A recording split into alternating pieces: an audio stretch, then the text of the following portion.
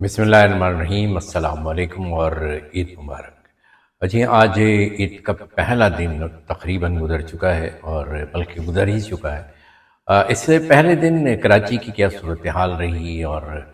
یہ جو بہت زیادہ وقت والی بارش نہیں تھی، تیز ہوئی، یقینی بات ہے کہ تیز تو ہوئی تھی اور ہوا بھی تھی، لیکن اس بارش کے پانی کی مقدار اتنی زیادہ نہیں تھی کہ وہ پانی کی مقدار جو ہے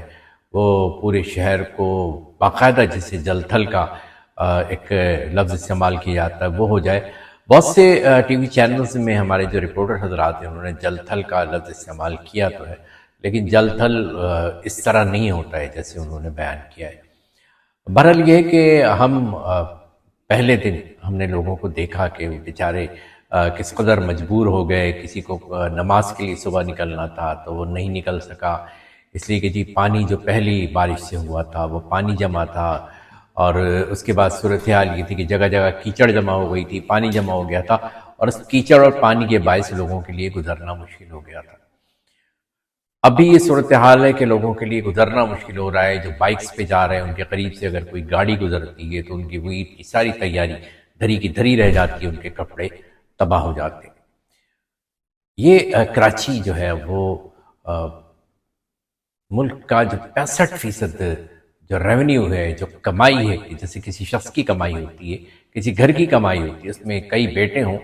تو ایک بیٹا اگر 65% کما رہا ہے، یعنی باقی 35% کما رہے ہیں، ایک بیٹا 65% کما رہا ہے، تو پھر یقیناً اس کی اگر حالت خراب ہے، وہ حالت زار جسے کہتے ہیں وہ ہے، اور اگر تباہ و برباد ہے تو پھر سوچنا چاہیے کہ آخر اس کے ساتھ کیوں کیا جا رہا ہے، ایسا کیوں ہو رہا ہے۔ یہاں یہی صورتحال کراچی کے ساتھ ہے۔ کراچی کا ایک علاقہ لالو کھیت، جہاں لیاقت آباد، جسے بڑا بدنام کرنے کی کوشش کی گئی، جبکہ جو ایک بہت بڑا صنعتی مرکز ہے، اور جس پہ جو الزامات لگائے گئے کہ جی لالو کھیت جو ہے وہ ایک تنظیم کا، یعنی ایم کیو ایم کا گڑھ ہے، اور یہاں جو ہے وہ دیگر زبانیں بولنے والوں کو نقصان پہنچایا گیا، تو اطلاع عرض ہے کہ لیاقت آباد میں جو سپر مارکیٹ کے پیچھے جو ایک پوری مارکیٹ ہے، اس مارکیٹ میں سب سے زیادہ جو کپڑے کی دکانیں ہیں، جو پرانے کپڑے اور پردے، وہ ہمارے پشتون بھائیوں کی، پختونوں کی ہے۔ تو سوال یہ پیدا ہوتا ہے کہ اگر وہاں پر ایسے لوگ ہیں یا لالو کھیت والے ایسے ہیں کہ وہ نقصان پہنچانے والے ہیں، تو یہ اتنی بڑی تعداد میں وہاں لوگ کیوں رہ رہے ہیں؟ بیکری اس کی بڑی تعداد ہے، پنجابی بولنے والے ہیں، دوسری زبانیں بولنے والے بھی وہاں موجود ہیں، لیکن بات ساری یہ ہے کہ بدنام کرنے کی کوشش کی گئی اور وہ کوشش ناکام ہوئی۔ کراچی کے لوگ بڑے ہمبل ہیں، لوگوں کی مدد کرنے والے ہیں، اور اگر مدد کرنے والے نہیں ہوتے تو آپ پہ خود بھی سمجھتے ہیں کہ رمضان کے دوران جو ہے پورا کراچی بھر جاتا ہے ان گداگروں سے، کہ جو ملک کے مختلف علاقوں سے آ کر یہاں اس امید پر کہ کراچی والے جو ہیں بڑے دیالو ہیں، بڑے جو ہے وہ سخی ہیں، اور اس امید پر وہ کراچی آتے ہیں، اور کراچی سے حقیقت یہ ہے کہ بہت تگڑی رقم جمع کر کے چلے جاتے ہیں۔ اس پر کراچی والوں کو سوچنا چاہیے کہ یہ غیر مستحق ہیں، انہیں اگر آپ دیتے ہیں تو آپ اپنے ارد گرد کے لوگوں کے ساتھ ناانصافی کر رہے ہیں۔ برکت بات ہو رہی تھی اس کی کہ لیاقت آباد، جی ہاں، لالو کھیت یا لیاقت آباد جو ہے وہ لاہور، جو پورا لاہور ریونیو دیتا ہے اس سے زیادہ صرف اور صرف لالو کھیت اور اس کی سپر مارکیٹ دے رہی ہے۔ تو ایسی سپر مارکیٹس کا شہر، ایسا ریونیو دینے والا شہر، اور اس کے ساتھ یہ سلوک کہ اس کی ہر سڑک، ہر گلی جو ہے وہ ایسے اکھڑی پڑی ہوئی ہے، ایسے ٹوٹی پھوٹی ہے، ایک بارش کے بعد وہاں اس طریقے سے کیچڑ پھیل گئی ہے کہ لوگوں کا گزرنا، چلنا پھرنا محال ہو گیا ہے۔ اور دوسری طرف وہ لوگ کہ جو 17-18 سال سے یہاں اقتدار پر بیٹھے ہوئے ہیں، اور جو یہ تانا دیتے ہیں کہ جی فلاں تنظیم بھی تو ہمارے ساتھ اقتدار میں رہی ہے، تو جناب آپ کے ساتھ اقتدار میں جو بھی رہا ہے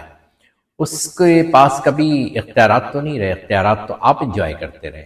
آپ نے اختیارات کو انجوائے کیا، اور آپ نے اس شہر کا جو حشر کیا ہے، آپ نے اس شہر کی جو حالت کر دی ہے۔ اگر آپ کہتے ہیں 5000 سال کی تہذیب کی بات ہم مانتے ہیں، بالکل ہم بڑی محبت کرتے ہیں، اور ہم سمجھتے ہیں کہ موئنجدڑو کے لوگ بڑے مہذب تھے، انہوں نے بڑی زبردست جو ہے وہ ٹاؤن پلاننگ کی تھی۔ تو اب اس دور میں جو یہ جدید ترین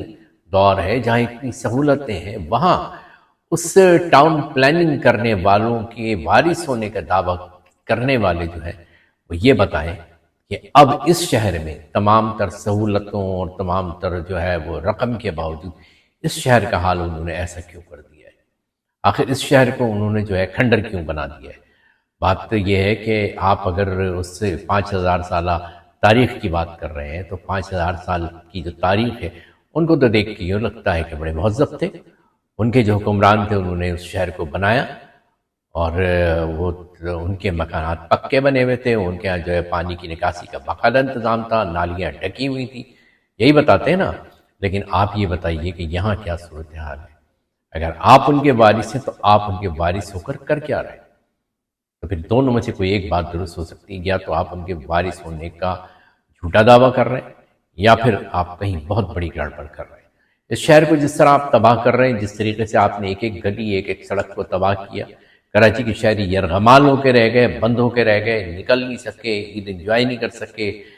صحیح طور سے وہ کہیں نکل نہیں سکے۔ بڑی تعداد میں لوگوں کے پاس بائکس ہیں، اور اتنے مہنگے پیٹرول کے بعد گاڑی والے جو ہیں وہ بھی گاڑی نکالنے سے اوائڈ کر رہے ہیں۔ تو وہ لوگ جو بائکس پہ جا رہے تھے وہ برابر سے گزرتی گاڑیاں، جگہ جگہ جمع پانی، اس کے بعد جب اپنی منزل پر پہنچے جہاں انہیں پہنچنا تھا تو ان کے کپڑوں کا وہ حال ہو گیا تھا کہ دیکھ کر افسوس ہوتا ہے۔